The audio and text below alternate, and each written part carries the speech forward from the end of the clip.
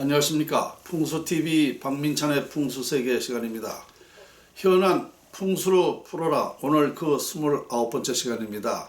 이 시간에는 하늘에서 내린 대한민국을 말씀을 드리겠습니다. 하늘에서 내렸다는 것을 풍수학적으로 풀어서 여러분에게 정말 우리 대한민국이 어떻게 해서 하늘에서 내린 땅인지 여러분에게 소상히 말씀드리고자 합니다. 지난 28번째 시간에는 하늘의 뜻이란 무엇인가를 말씀드렸는데요. 지난 시간에 드린 그 하늘의 뜻이란 무엇인가 하고 오늘 하늘에서 내린 대한민국이라는 그 얘기는 차원이 다릅니다.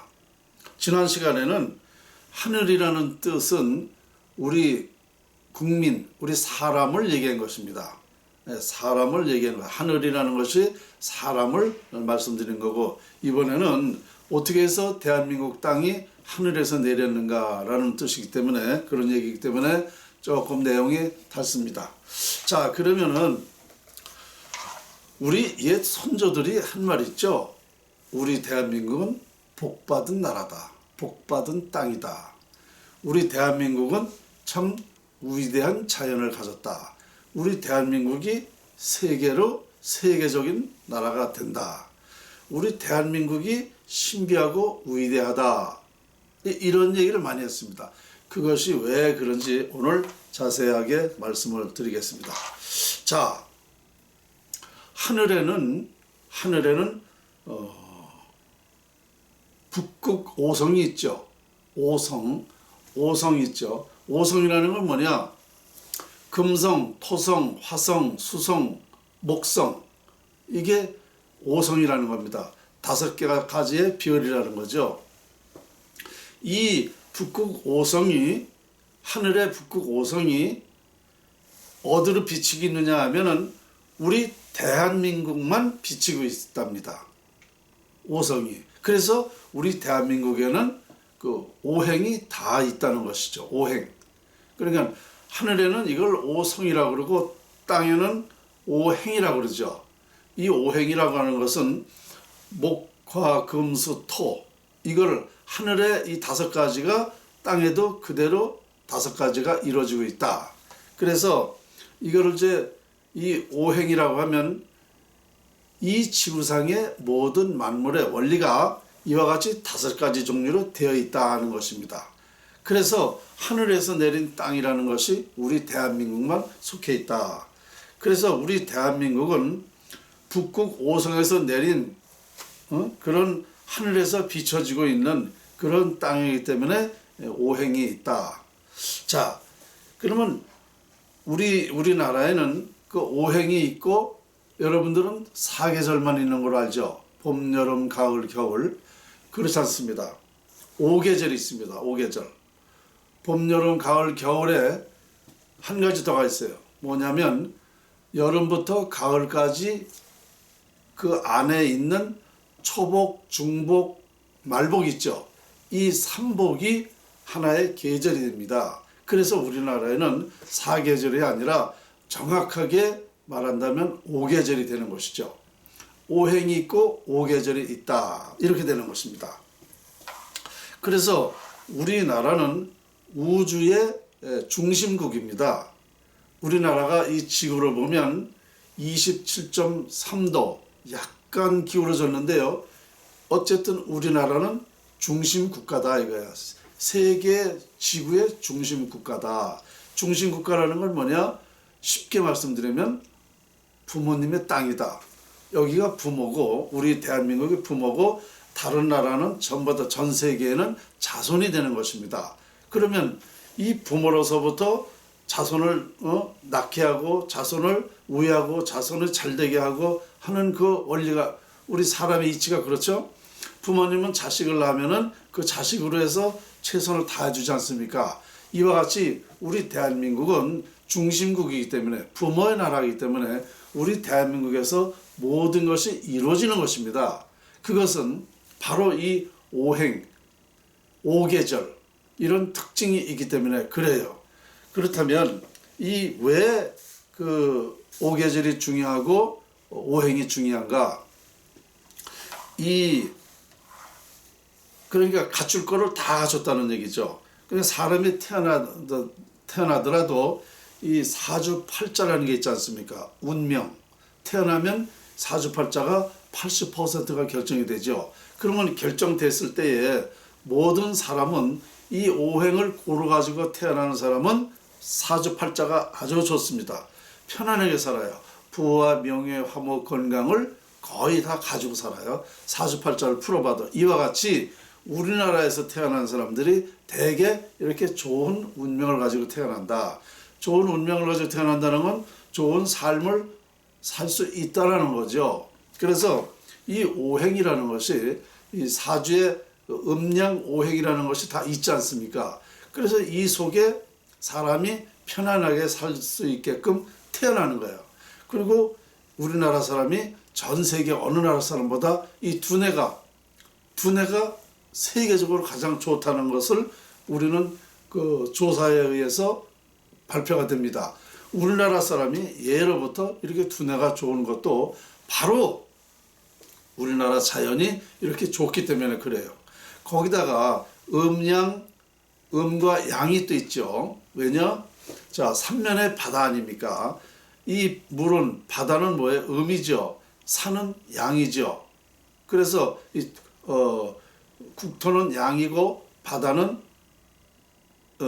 음이죠. 그래서 음양이 고루 있어요. 오계절에 오행에 음양이 있고 거기다가 우리나라는 산이 국토의 70% 아닙니까? 백두산, 조종산으로부터 시작된 우리의 그 산맥은 이 산이 아닙니다. 기가 흐르고 있어요. 기. 이걸 우리 민족은 예로부터 정기라고 그랬죠. 그 정기가 뭐하는 역할인가? 우리 사람을 기를 살리는 사람의 그 능력을, 모든 능력을 갖게 하는, 그러니까 머리도 좋게 하지만 우리 사람이 기가 있어요. 기가 있다는 건 뭐냐? 어디 가서든지 오야노로 탄다, 시오노로 탄다. 그러니까 사람이 양질로 태어나는 거야. 기가 좋아가지고. 우리 한국 사람들이 그렇게 양질로 태어나요. 이와 같이 여러 능력을 가지고 태어나는 것입니다. 우리나라에서 태어나는 사람들이. 그래서 세계 어느 나라 가더라도 우리나라 사람들이 두각을 나타나는 이유가 바로 기가 좋아서 그래요. 우리나라는 국토 70%의 산이 정기가 좋다. 그리고 이게 산이 전부 다 이렇게 이 지역을 감싸 안고 있죠. 이게 풍수학적으로 보면 감싸 안고 있다라는 건 뭐냐면요, 이 화목입니다. 이 산맥이 감싸 안고 있으면은 이게 뭐냐면 기가 모아진다는 거예요. 기가 모아진다는 건 뭐냐? 따뜻하다. 사람이 살기가 편안하다. 그러니까 어떤 기운이 좋아진다. 화목하다. 좌청룡 500호, 이렇게 기가 모아진다는 건 좌청룡 500호거든요. 좌청룡 500호가 이렇게 형성되어 있으면 화목한 거예요. 그래서 어느 마을이든지 그 산의 마을, 그 산을 가보면 이 마을이 참 화목하게 지내겠구나. 아니면 이 마을에 이런 산에 어떤 결점이 있어서 좀 불리하겠구나. 사람 사는 게 좀 편안하지 않겠구나. 인심이 살았겠구나. 이런 걸 알 수 있는 겁니다. 그러니까 우리나라 산은 전부 다 이렇게 감싸고 있어요. 그래서 우리나라 사람들이 정을 많이 가지고 태어나는 겁니다. 정을. 화목한 정. 이 정이라는 것이 아주 무서운 겁니다. 의리.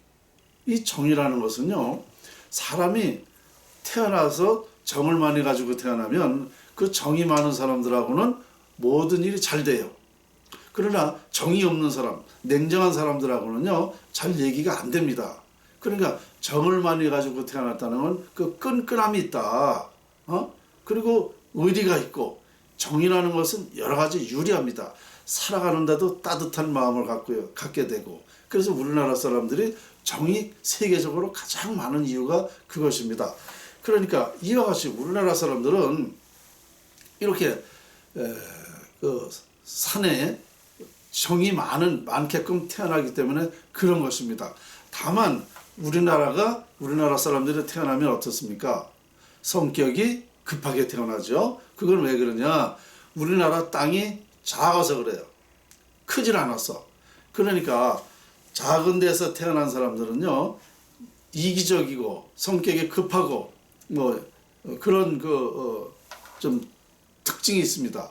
그래서 이걸 비교해 볼 때에 그러면 큰 나라에서 태어난 사람 어떤가 좀 생각해 보십시오.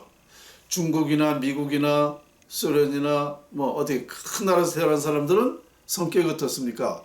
느긋합니다. 그것이 바로 입증이에요. 우리나라 사람들의 성격이 급하게 타고나는 것이 이 우리나라 땅이 작아서 그렇다. 이렇게 되는 겁니다.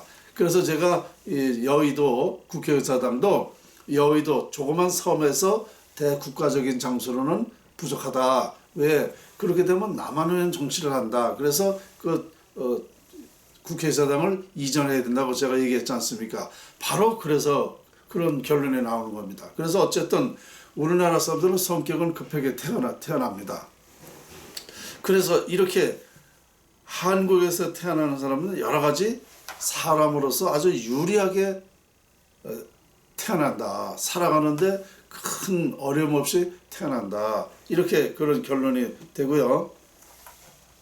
그래서 이 하늘이라는 것이 아주 참 이 우주의 그 영향이라는 것이 대단한 것이죠.